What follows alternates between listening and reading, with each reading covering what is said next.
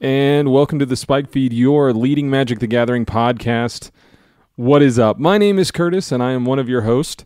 On the air with me is my producer, MTG Yellow Belts, and Legacy Savant, Cameron. Cameron, how are you? I am doing well, dude. How about you?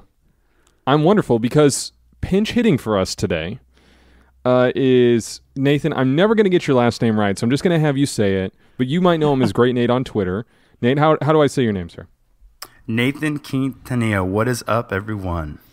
So, Nathan, somehow, I ended up on your YouTube channel, and you're willing to come on to this show. So, correct. I didn't spoil the relationship, which is fantastic news. No, you might even say it's symbiotic.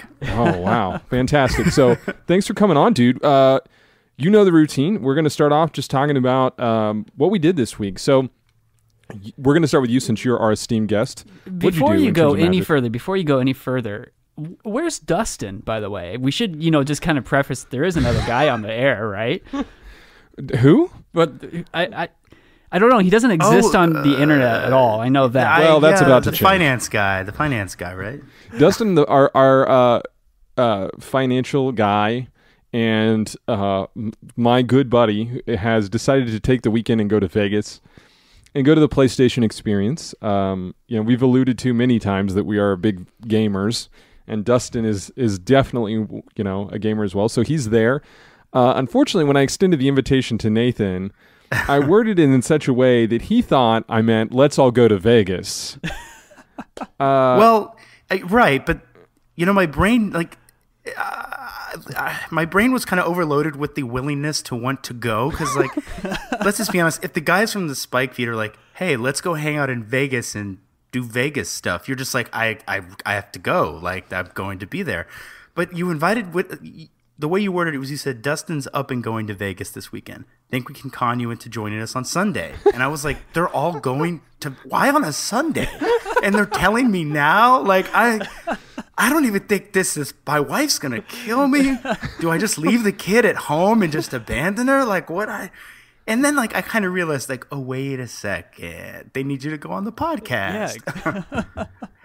Yeah. I Cameron and I are about as un-Vegas as you can get. Well, yeah, I don't know what our thing of going to Vegas would be us hanging out in a hotel room and playing Magic till probably, 1 o'clock in the morning. Party. Sounds good, I'm in. Yeah. I don't know what it says about me, but the first order of business when I arrive in Las Vegas would be, where is the best coffee shop for me to go to? That would be thing number one on my list. So right. That should give you an idea of how, not Vegas I am. So that being said, you did get a chance to play since you didn't go to Vegas this weekend with us. What did you do? Right. Well, I'm going to take a minute to say this because I felt like I had a magic-packed weekend. So it started with once a month my local store does Modern F&M, which it's normally on Mondays, and it's not an F&M. And because it's F&M, we normally get a better turnout. So I think we had 10 or 11 guys. I don't remember. Maybe it was 9. It was somewhere around there. But I got to play Modern F&M, and I played Blue, White, Red, Little B, Splash, Black, Geist of St. Traft. Went 3-1. I lost a really close game to Infect, which was sad. I don't think anybody likes losing to Infect. Mm-hmm. No. But it didn't stop there. So on Saturday, I did, I actually got some exercise in, and I hiked down this beautiful cliff to these tide pools here in Hawaii because that's what we do. And then I came back, and all of my buddies came over, and starting at about 3 or 3:30, it was Magic time. So we busted out the Modern decks and started play testing and switching opponents. We did a little mini tournament, and basically we played Magic till 7:30 in the morning. Now, nice. Obviously, my wife had to be out of town for this to happen. Right. She'll be supportive, but she will only stand for so much. But I felt like I was taking myself back to my younger gaming days. It was a lot of fun. I did a lot of Magic. Excellent, man. So yeah. I have to be honest with you. That's my memories of Dustin and I playing in the late 90s. He used to live above a cafe that he worked at. And we would actually play in this closed down cafe at till 1 or 2 in the morning with these old, power decks that we played. And so, man, there's something special about that. Of course, we were doing all kinds of things wrong in terms of the rules and whatnot. But Yeah, I mean, there's something special when you're pushing your brain to the point of fatigue and still loving it. just think of it as training for a Grand Prix. Right, exactly. So, Cameron, you got to play a little this week as well, right? Yeah, so it was my birthday on Thursday, and I celebrated in fashion by playing Modern. Woo. Yeah. Do you remember what text message I sent you for your birthday, since we're talking about the messages I send What was people? it? Something about beating up on, no matter the age, beating up on 7-year-olds or 8-year-olds. I don't remember. I said, even though you're getting older, it's still okay for you to play with 8-year-olds until you're comfortable to move on. Yeah. That's what I wrote to you. So as I get older, I'm hoping that my opponents get younger. So maybe next year it'll be 7-year-olds I beat up on, and 6 years. Right. Well, yeah, whatever. That's the nice thing about playing little kids in Magic is you keep getting older and they stay the same age. How very McConaughey of you. That's so wrong.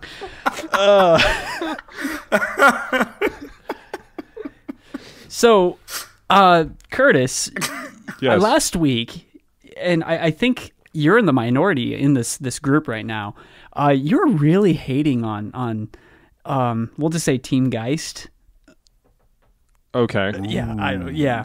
So anyway, I think I just said it was a tier 2 deck in Modern. Yeah, you're hating on it, hater. Okay. Yeah. Fine. So anyway, no, I went and played this blue-white-red mid-range deck that I had. Played against generally the same opponents that I played against, and they pretty much all knew that I was playing this mid-range deck, and ended up going 4-0 with this deck. I'm a huge fan of it. I just, my card draws just feel great with it. Geist is a beater, and there's just a lot of ways to protect him with Lightning Helix, Lightning Bolt, and Path to Exile. So I love the deck, and I mean, we'll talk about this probably later when we're at GP Omaha, and how Jeskai Ascendancy is definitely going to be probably numero uno threat. But I'm really, really, really digging the deck. Well, hold on. So first of all, first order of business, you went 4-0, so you've got to put the Katy Perry right here. I got the eye of the tiger. Then, I got to say this. So did you play against Ascendancy at all? No, I have not yet. I'm expecting to next week, just because you're definitely starting to see with Fate Stitcher and whatnot, it's definitely found its footing, I think, with the right cards, right? Oh, okay. Did you play against Pyromancer's Ascension? I did not. No. Did you I play played against against Ad Nauseam? Pod. I played against Pod and then Splinter Twin were the two combo decks that I played. Okay, against. so yeah, just because Nathan can speak to this more than I can, but I feel like the weakness of the deck is the non-interactive combo decks. Yeah. Versus, I think again, Nathan can speak to this more than I can. I feel like your Affinity and Jund matchup should be pretty good. Maybe I'm incorrect there. Nathan, you've obviously had a lot of experience with the deck. I mean, Jund is kind of I like the Jund matchup because it's so interactive, but basically blue, white, red, and Jund at that point are both sort of operating in an attrition-y style. They're very good at 1-for-1 in each other, and definitely if you're playing dig through times now, it really can help you sort of get back ahead of your Jund opponents. I would say that the matchup with dig through time versus Jund is probably actually favoring blue, white, red now, in my opinion. So what would you say is the problematic matchup for guys? Because my analysis is non-interactive combo decks, but No, actually, Storm isn't always necessarily that bad. You do run 3 or 4 remands, and if you can, land an early Geist, you do have the potential to, get in with damage. As soon as they're playing Storm, you're going to start slinging bolts at their face and, playing Snapcaster Maces and trying to kill them. And Geist is a very fast clock, and you really can't do that. Now, one deck I will say that feels awful is Ad Nauseam. I don't know if I've actually really ever won a round. No, I know I've run around, but I feel like the Ad Nauseam matchup is pretty poor. But things get better after sideboard. You're able to bring in cards like Wear Tears and Counterfluxes, and what it really comes down to, I think, is how much you have to race those decks, and sometimes you can, and sometimes you can't. Mm-hmm. Right on. So, Cameron, so you're loving the deck. It's what you're going to play in Omaha. Is that what I'm picking up? That's pretty the general consensus with that. Then also today, I got to play Legacy, and I played the blue, white, red Jeskai Stoneblade deck. And this one is running True Name Nemesis, Stoneforge Mystics, and then your just suite of counter spells, swords, and lightning bolts, right? So I mean, it's like, and then Batterskull and Jit are like your primary artifacts, equipments. I freaking love this deck. It's like, I mean, Stoneforge Mystic is seriously, I mean, we were talking beforehand, show prep, that it is seriously probably like one of the most overpowered cards, right? I mean, Nate, you're talking about for 2 mana, you're pretty much getting like 9 mana's worth of spells out with your Stoneforge Mystic. So it was so really, really good. However, I'm very unfamiliar with the deck, and I'm playing against a lot of guys who are very good with their decks. And so I played against a guy who went first place at a Star City event down in, I can't remember, it was like in St. Louis a few weeks ago, playing Elves, and just lost miserably to that. Played against another guy who was playing Ad Nauseam Tendrils, Storm, pretty much.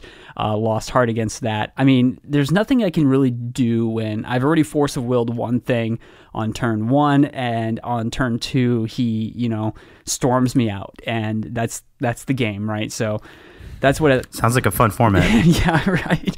It can be really, really fun. Well, I think I would point this out, by the way, that familiarity, particularly with elves, but also to some extent ad nauseum, really matters when you're playing against the deck. Yeah. If you don't know the order in which the elves you're supposed to kill, then, well, one's the insect, right? The Wirewood symbiote. Like, if you don't go in the correct order, then you can get hosed very, very quickly. Ad nauseum, that's a different deal. Sometimes you are just really dead. I think sometimes people overvalue the strength of counter magic versus a storm deck.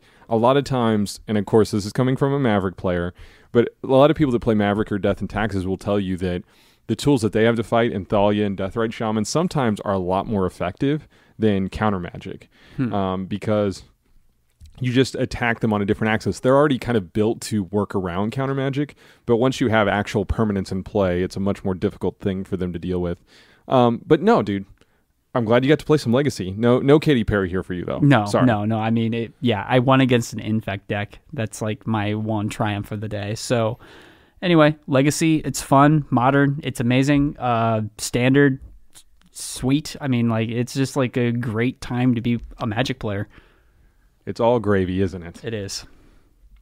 Well, for my FNM, I actually got to go out and play an FNM draft. We're going through all the formats, guys. Okay. All of them. I went and drafted triple cons, won my pod. We were just like in 2 separate pods. We had enough for that. And did the old black-white Warriors deck. Nothing really too exciting to report. I will say this, though, man.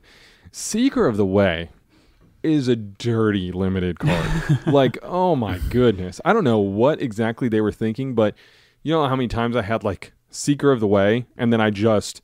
what's the suppression field, whatever it is, that is like an Oblivion Ring for creatures with power 3 or greater, and then it's like, oh, hey, here's a 6-point life swing, and then I cast a Throttle, another 6-point life swing. It's just like the most brutal kind of things that you can do unlimited. But I opened 6 prize packs. What do you think the most valuable card I opened is, Cameron?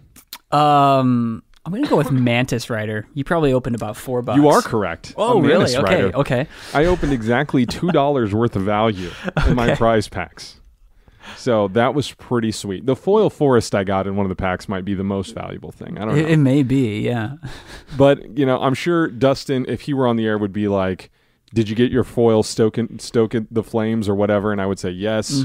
And there's my value for the draft, right? But, cons, all the criticisms and things I like and dislike about it, I kind of have carried over. I like it. I don't love it. There's some interesting, fun things to do. Some of the cards feel like dead weight. And sometimes you feel like, I don't know, the morphs. By the way, the morph rule, we got from friend of the show, Pat. He kind of messaged us and he was like, I think on Twitter, he said, man, I heard a ton about the morph rule, right? And I thought maybe it's just a local store thing, because all the pre-releases and things I played at, the store owners and TOs never said it once. Yeah. And after the game, I reveal my morphs to my opponent. And he's like, what are you doing? So the guys at my shop were clueless. I don't know what that means, right? Yeah, but I heard about it. Yeah. Well, hey, there. I wonder if it's also because it's been talked about so much on podcast that the podcast kind of community really knows it well, or maybe the shops by me are just terrible. Maybe that's It's a little that from might be column true. A, a little from column B. Yeah. right. Yeah, plus I also, like, if you're active on Twitter, sometimes you see little people post reminders and stuff like that too. Yeah. Right on. So here's the one thing I didn't know what to do. And again, this is very much a Dustin topic. They had the dual deck gift box. $115. What do you guys think of that product? Is that something worth picking up for just like casual, hey, you got some buddies over kind of play? Cameron, do you have any idea what I'm talking about? Well, no, tell me a little bit about it, please.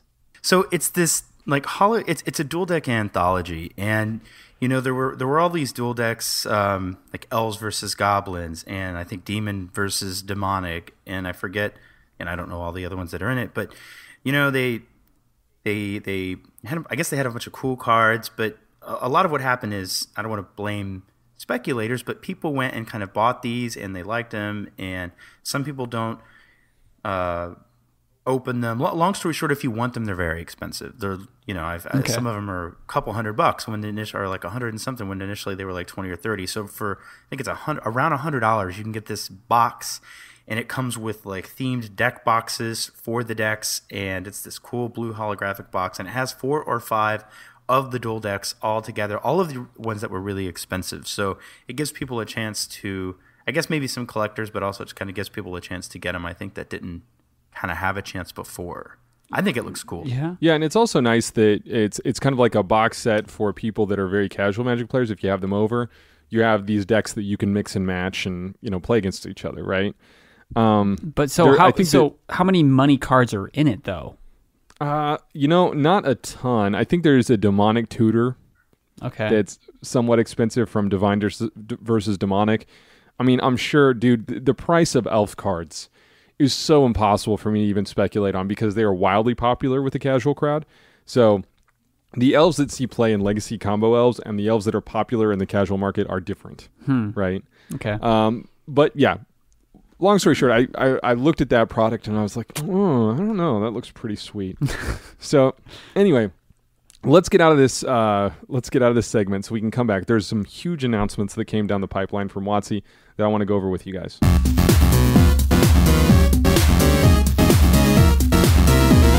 All right, guys. So some big announcements coming from WotC. The big one is the somewhat unoriginally titled Modern Masters 2. I think there's a lot to chew on here. They announced it sometime in the transition between kind of the World Cup and the World Championship, or however they're titling those things these days. And there's a lot to kind of absorb here, but here's the bottom line. There are going to be new sets added to the currently available sets. So it's not like they're splitting Modern in half and then giving us certain ones. They're using the same sets as before, 8th edition and Mirrodin up, and then they're adding Magic 2010, Magic 2011, Zendikar block, and Scars block. So notably absent is Innistrad block, also Return to Ravnica. They're going to be $10 per pack, and that's what we know. There's going to be some GPs attached to that, but I think we'll wait to talk about that till Dustin gets back. What do you guys think of this product? Oh, Emrakul and, oh, thank God, Etched Champion are getting reprinted. Cameron, I'll start with you, man, because you were kind of new-ish to Magic when Modern Masters 1. Yeah, I actually completely missed that boat. Oh, really? Yeah. I mean, I think I was getting into it, but I had no idea what even Modern was as a format, because I think it was like that first week that we even started the podcast. Okay. So my first question is, with like New Phyrexia, what were like the big cards from that now see, I guess, modern play? I mean, that's where like all the Phyrexian mana comes from, I assume, right? Correct. Okay. All of it. So yeah, that makes Probe sense. and Batterskull, I would assume, would be the big ones. Okay. Vault Scourge to go along with the Etched Champion, right? Yeah. There you okay.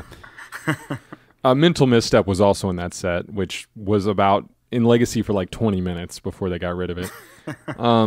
So I guess like my thing is that, to me, with like Modern Masters 2, it's like the sequel, and to me that means that you would get new cards, different cards from that of Modern Masters 1. And so now I'm really curious if, Tarmogoyf or Dark Confidant or, Vendilion Click, are they going to be in the set? I mean, just because those are the cards that people really want. And even if they make reprints, they're still $90 or, $70 or sometimes $200. So that's like my biggest, I guess, maybe concern that I have is that are we going to get those cards, like those really sought after cards? And are we going to even see a dip in prices when these cards are printed? Well, the trajectory last time was the cards took a slight dip outside of certain cards, Tarmogoyf and Dark Confidant, most notably. All the other cards took a big dip before they shot back up again. And I would say this, and I don't want to go on this too long, and I want to hand it over to Nathan because I know he has some interesting things to say about the business side of this. I think it would be really appropriate for WotC to think about downshifting Tarmogoyf back down to rare for this set. I think putting Tarmogoyf in last Modern Masters, the idea was to make it a more affordable staple, and I think we can all agree that that backfired pretty heavily.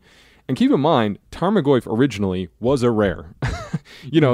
They shifted it up to Mythic with this different artwork, but I hear from players all the time that they don't want to drop $800 on Tarmogoyfs, and that's understandable, right? So I would like to see some rarity movement still. Now, granted, there are going to be, I think the Zendikar Fetchlands are going to be in this. You're going to see some other rares kind of floating around. But, Nathan, you were talking about this from the business perspective, like WotC as a whole. Yeah, I think it's kind of interesting when you look at, well, first let me say this. I think the new it's actually Modern Masters 2015, I think. But I think it's awesome. And I think it's awesome because I think it's good for WotC, and I think it's good for the people who want to play Modern. If you look at Legacy, Legacy, unfortunately, I think for Wizards of the Coast is probably not really much of a revenue stream. They're prevented from reprinting a lot of the cards that they would have to print if they were going to say do like a Legacy Master. So from like a long-term standpoint, I don't think that that's really like there's much for them there. And I think that they realized that they could sort of like build this interest in Modern Masters and then stage some key like reprints of cards like Shocklands and then here more recently Fetchlands, so that Modern Masters it becomes like this sort of recurrent revenue stream for Wizards of the Coast that they can reuse a lot of the design work that they've done. And like I said, I think that's really good because it's going to make Modern much more supported. And it's going to be making WotC money, which means that they're going to continue to want to support it and print cards and release sets. And I had been talking to the guys at my store, and I had this really sneaky suspicion after seeing like the Commander 2014 and 2015. I said, guys, I think there's going to be a new Modern Masters, but I don't think it's going to be Modern Masters 2. I think it's going to be Modern Masters 2015 or 2016, and we're going to see some kind of like cyclical release on like an annual or biannual basis, because that just turns, that just turns this product into something that continues to sort of add new players, make things more accessible, and make WotC money, make it it's a revenue stream, and that way they continue to want to support it. Yeah, and it also makes the dealers happier, because I think if you talk to a lot of people that move cards, they're much happier when there are $30 cryptic commands versus $60 or $70 cryptic commands, because there's kind of this sweet spot where they move the right volume, right? And if you talk to a lot of guys, they don't move Tarmogoyfs that quickly because they're so expensive. So WotC creates more supply, which, over the course of time will create more demand, which then they can create more supply to meet. And then, like you said, it's this cycle, right? I think it's also interesting, there's this balance when it comes to Magic, because, nobody wants to have to buy $200 cards, I think, to play Magic in any format. They'd like to not have to. But nobody really wants all of the cards to be $2 either. There's like this sweet spot balance where the cards have some value, and that's part of the allure into buying into the game. And so I think that this is going to allow WotC to sort of like you're talking about with Tarmogoyf, they should make it a rare. Tarmogoyf shouldn't be $200. Maybe it should be like 60, 70, $80. I don't know. That might still be high, but not $200. And by the way, while we're talking about this from the revenue standpoint, I know somewhere Dustin is listening to this and screaming at us to talk about the pack prices. So most dealers on the street level sold their packs. I'm sure not at Cameron's shop because, it's the greatest shop of all time, apparently. But most dealers charge $10 a pack for that on the day of release. So WotC has taken what was it $7 or $8 MSRP and moved it to $10. Now, here's what's notable about that. I went back and looked at the original press release for Modern Masters, and it said extremely limited print run. This press release doesn't say that. Mm-hmm. And I'm wondering if this Modern Masters will be available at big box retail stores, not just at your collectible store. Because remember, Modern Masters, you cannot get at Target. You cannot get at Walmart. You could only get from your local hobby shop.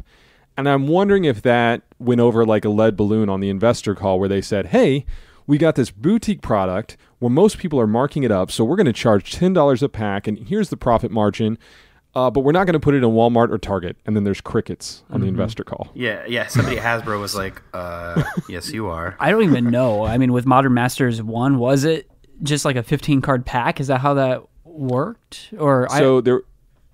Yes, it was a 15-card pack. The spot where there is the tip card, or was it the land? I can't remember. But basically, one of them got swapped out for a foil from the set. Period. End of story. Okay.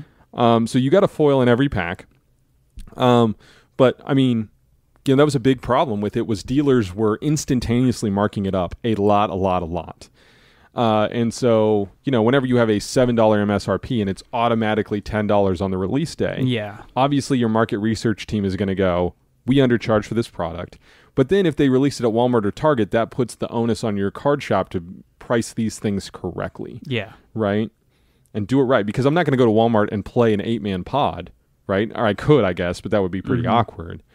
Whereas, they're going to if these are $10 retail and it only goes to hobby shops, my local store is going to charge $15 a pack. I guarantee it. Yeah. I'm not a finance guy, but here's what I think. They have been building all of this sort of like interest and inertia with Shocklands and then Fetchland reprints and then cards from cons that are going straight to Modern. I think people want to play, and I have a feeling that if they're not at big box retailers, they're probably going to make it much more available than the other Modern Masters because they want to make money. Yeah, right. I mean, that's like the thing with like the corporate strategy of WotC, though, right? I mean, do they want like Modern to be like limited on a Friday night or standard where it's much more accessible to everybody, right? Should it be like this really, really tight knit group of like the Magic veterans who are only playing Modern, or are they going to try to open it up to everybody? I think it should be opened up specifically because it's a PTQ format. It's going to be a heavy Grand Prix format. I mean, WotC doesn't really support Legacy at all. Anyway, I mean, that's mostly been Star City games. And, right now, we talked about this a few weeks ago with the Star City announcement. My heart's really breaking for Legacy because you're starting to see the cracks in the foundation. I know this is not easy for you to hear, Cameron, because you just got back from a Legacy event. But Nathan, you've never bought into Legacy, correct? You just don't have any of the Legacy cards? I do not. I'm just all in on Modern. Okay, so it's kind of wise. Yeah. Why is that, if you don't mind me asking? Well, I mean, just what you're talking about. Like, you're seeing the cracks, right? I mean, I'm sitting with, like, $200 worth of Wastelands, $200 worth of Force of Wills. I mean, I could take all of that and transform that into a really solid Modern deck that I could play every single week. But you do get to play Legacy all the time. That's the big once a difference month, yeah. The reason I never got in mainly was the price. There was already a price jump when I went from standard to Modern. And, that's already like a sort of financial, mental hill to climb, And then when you're like, okay, I did it. I bought my fetches. I bought Cryptic Commands. I bought all of these things. And then you look at Legacy, you're like, no way. Like, I just crossed this bridge. And, circling back to what you guys said, I think WotC does want people. They do want to open it up. They don't want to open it up like Commander 2014 and just print. But they do want to open it up because somebody that transitions from standard to modern is now a more invested player and probably more likely to continue playing. And that's what they want, is people that are invested in the game and have, they go to that next level. Yeah, and I mean, I'll say this because I've talked to several local players that are unloading legacy collections, because here in the Midwest, we're staring straight down the barrel of no SCG opens for months upon months. I want to highlight this in terms of a metaphor. Nathan, have you ever seen The Wire? Oh yeah, a few episodes actually. All right, I'm bad at watching TV. I get bored pretty easy. Okay, no, that's fair. And then you probably shouldn't watch The Wire because it's very dry in the first season. But the point is this. There's this character in The Wire who is the smartest drug dealer in the organization, okay? His name is Stringer Bell. And towards the end of the show, he's a very tragic character. He's the most likable of all the drug dealers and all this. He's the smartest, the most organized, all these things. But by the end of the show, he's basically not, quote, street enough for low-level drug dealing, and he's not high-end enough to convert that money to live in high society in Baltimore. And so he ends up being trapped, even though he's the best qualified of all these things. Because of his access, because of what's there, he can't move beyond. And that's what Legacy is. It's the best. It is. It's the best format, in my opinion, but because of the cost, you're never going to have mass acceptance of it, and because of the reserve list, nobody's going to, drop thousands upon thousands of dollars if they don't already have the cards, and it's trapped. It's trapped. It's going to be like Vintage 2.0.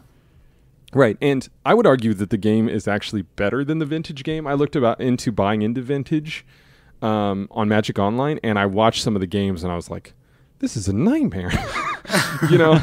All the games, like Vintage games, can be very lopsided very quickly. And that's not really what I enjoy. It's weird, if you play a lot of Legacy, the games are actually longer than modern games.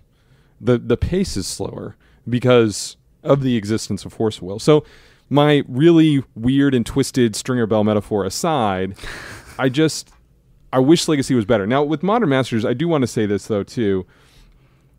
I'm excited for it. I'm not really willing to travel to any of these Grand Prix. They're saying that Vegas, they're preparing for between 5,000 and 10,000 if necessary. Hold up. We were already supposed to go to Vegas this weekend. I already want to make plans to go and just, I don't care about Vegas, but this isn't Vegas. This is Magic. It's and true. We got to go. Yeah. Well, I'm sure Dustin will be there for whatever Dustin ridiculous and I play might mat. Go. Yeah. But yeah, you guys should go, Yeah. and then I can take the week off. How's that? there we go. Okay. So, hey, we got to talk about the World Championship too, right? So Shahar Shinhar became the world champion for the second time in a row, which is a crazy accomplishment. Like, if you look at this field of players, it's like the most absurd thing you could ever do. And what I really dug about it is he's a young guy. I want to say he's like 21 or something. And, the finals was him versus Pat Chapin. Like, I don't know that you could have concocted a more old school Magic versus kind of the new school Magic finals, right? I liked the coverage and I liked the event. Did you guys get to watch any of it, Cameron? Did you watch any of the coverage? So I got to watch just a little bit. I had a crazy work weekend. I got home around 9 on a Friday night.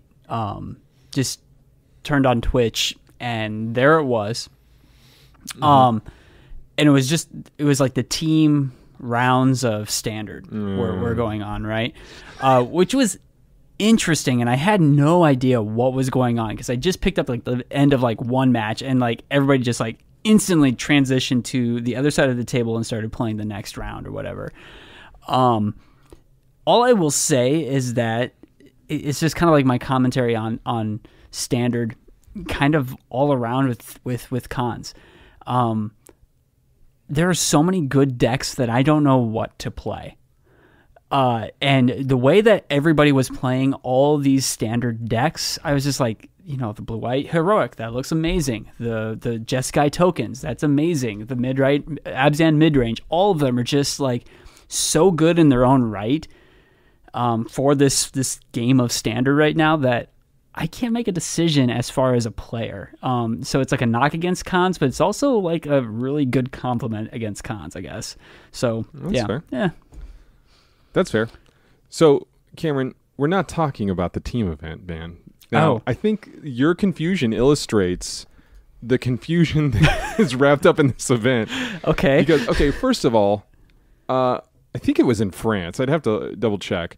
But the coverage for the 24-man best player in the world thing started at like 3 a.m., for me. Okay.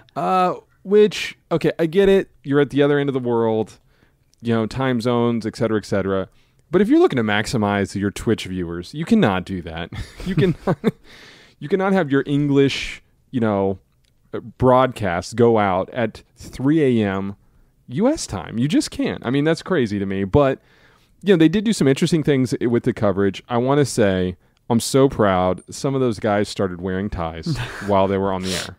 They looked respectable. Yeah. They looked respectable. They did. There's some other stuff that happened coverage-wise, but Nathan, I want to kick it to you because you watched some of the matches as well.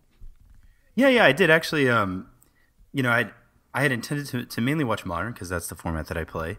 Mm-hmm. But when I jumped into coverage, they were doing Vintage Masters, and I haven't really watched a lot of Vintage Masters on YouTube or anything, and so I was actually really excited. And they were drafting Vintage Masters, like, oh, I'm going to see all these old cards.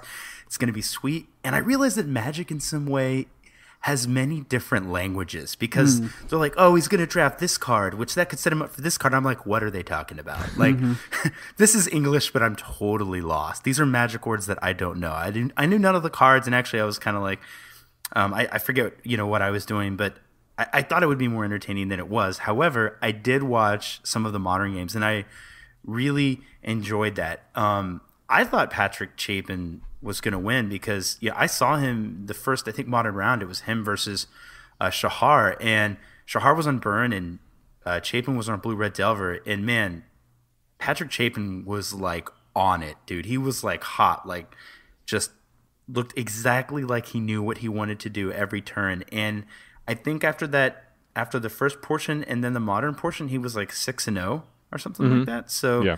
I enjoyed it. I enjoyed watching the games. I like watching Modern. There was Storm. There was Jeskai Ascendancy. I think Sam Black was on Birthing Pod. Willie Adel played Junk and did not do well. Imagine that. Yeah, no, it was good. I don't analyze it from the coverage standpoint like you guys do, but I enjoyed watching it. I will say this. It was really interesting to see how these players metagamed and what they brought for the Modern. Because it felt like with the standard thing, people just brought the deck that they were comfortable with. Yvonne Flock brought basically a similar version of Blue-Black Control that he had played before, even though it seemed kind of like bad for that particular meta. Whereas the Modern thing was much more like, I don't know how many Ascendancy versus Storm matches I saw, but spoiler, guys. The person that got their combo enchantment down first won. Yeah. Like that was it. Right? That was it. There was no, and the Ascendancy deck does play counterspells now, the Fade Stitcher version, but it didn't ever seem to matter, right? So, it was interesting. If you want, there's a really good match. I don't know if they played the whole thing, but there's a Huey Jensen versus Tom Martell match that was Ascendancy versus Storm, and Jensen was unbelievable in the match. Like, that's what's I saw that. You're totally right. I just got to back you up. That was pretty cool. Yeah, because the whole like how he stacked the Manamorphose, like how he basically his sequencing with the Storm deck was something to behold. Anyway, so I liked it. I'm sure Cameron at a later date will talk a little bit more about coverage and things that they can do, but I do see a improving trajectory, right? And that's exciting. Yeah, it was a market improvement for sure. Yeah, they just need to not air it in the middle of the night. There's an idea. But yeah. Okay, Cameron, you ready to become a Spike? Oh, yeah.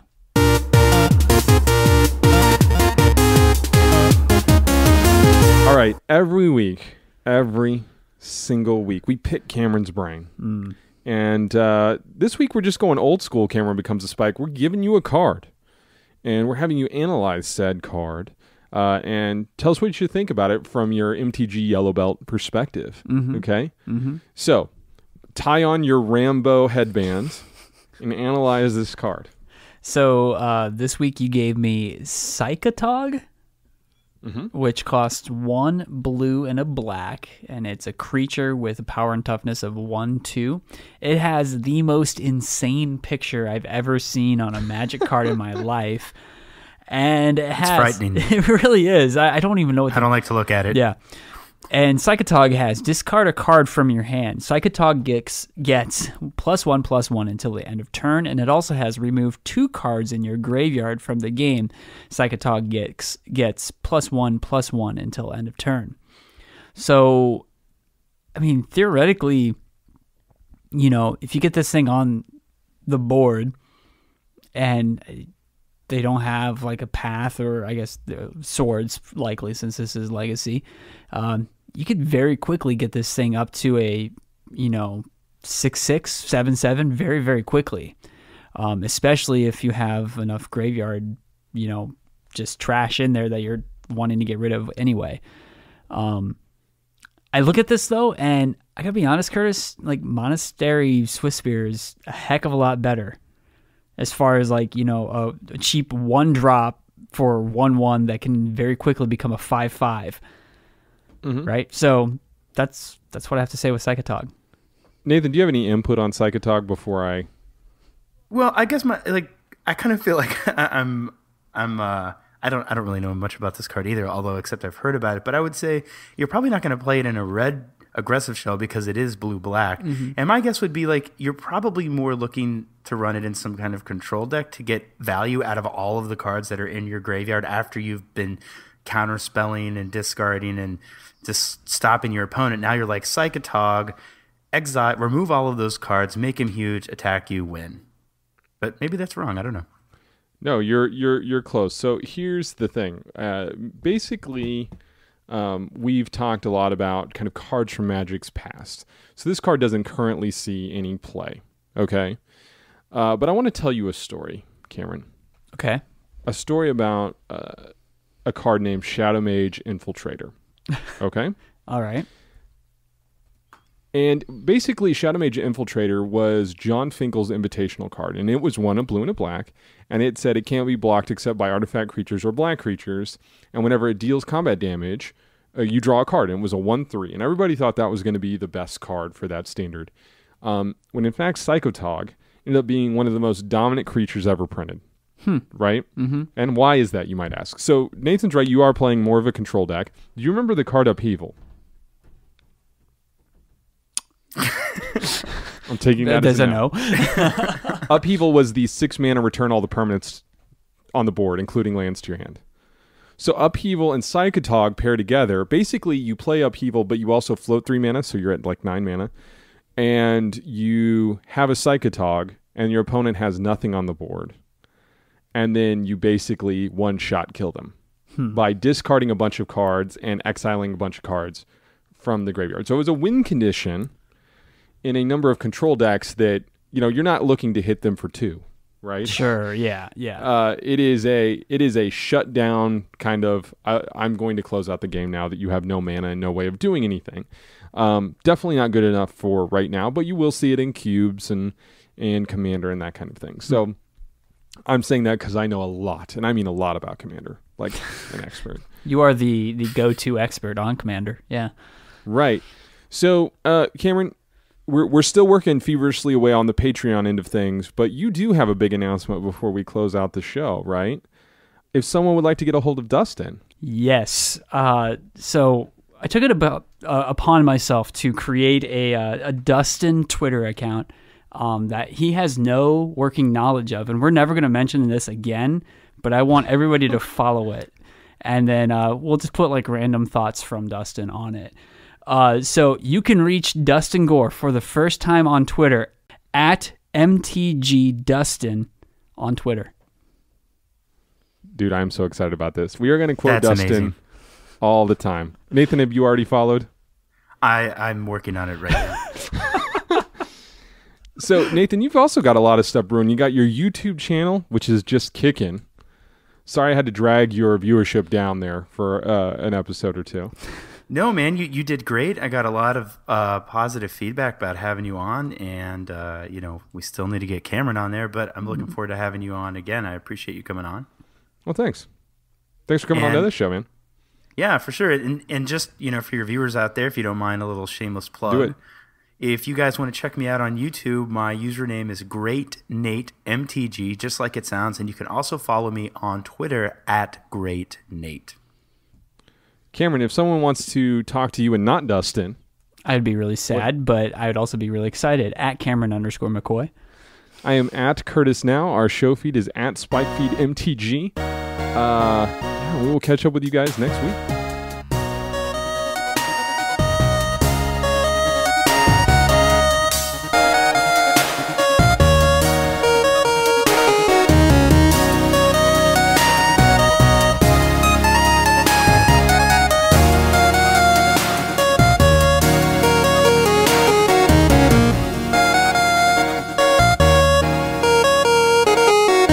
So, Cameron, I have something shocking and funny to tell you in the break. You ready? Yeah.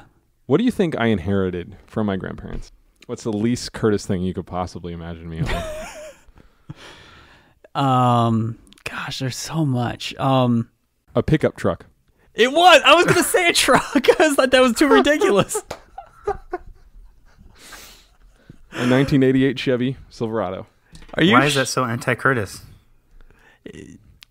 I think if you knew me, you would find it quite comical. I am like... Yeah. Curtis doesn't believe in even like mowing yards or anything like that. Okay. So to clarify, I did actually grow up on a farm. So this is a truck I have driven.